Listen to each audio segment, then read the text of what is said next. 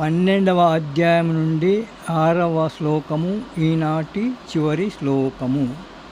ఈ శ్లోకాన్ని 4 భాగాలుగా విభజించి ఒక్కొక్క భాగము 3 సార్లు చెప్తాను. సరిగ్గా విని దీన్ని పఠిస్తూ చూస్తూ పఠించాలి. ఏతు సర్వాణి కర్మాణి ఏతు సర్వాణి కర్మాణి ఏతు సర్వాణి కర్మాణి మయి సన్యస్య మత్పరాః మయి సన్యస్య మత్పరాః మయి సన్యస్య మత్పరాః అనన్యేనైవ యోగేన అనన్యేనైవ యోగేన అనన్యేనైవ యోగేన మాం ధ్యాయంత ఉపాసతే మాం ధ్యాయంత ఉపాసతే మాం ధ్యాయంత ఉపాసతే. ఇప్పుడు మొదటి లైను 3 సార్లు.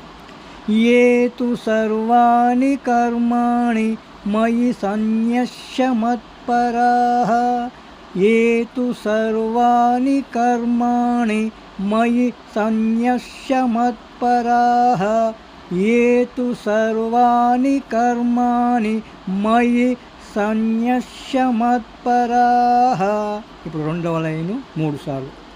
అనన్యేనైవ యోగేన మాం ధ్యాయంత ఉపాసతే అనన్యేనైవ యోగేన మాం ధ్యాయంత ఉపాసతే అనన్యేనైవ యోగేన మాం ధ్యాయంత ఉపాసతే. ఇప్పుడు పూర్తి శ్లోకము 3 సార్లు చెప్పుకుందాము.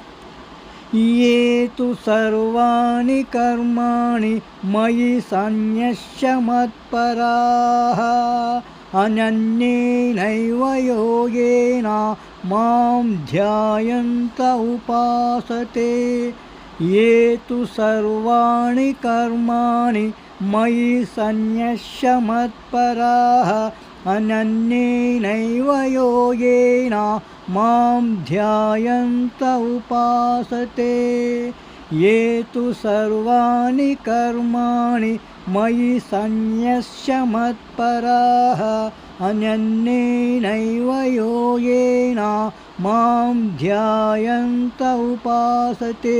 ఈ విధంగా పఠిస్తే ఈ 3 శ్లోకాలు తొందరగా మీకు చదవడానికి వీలవుతుంది.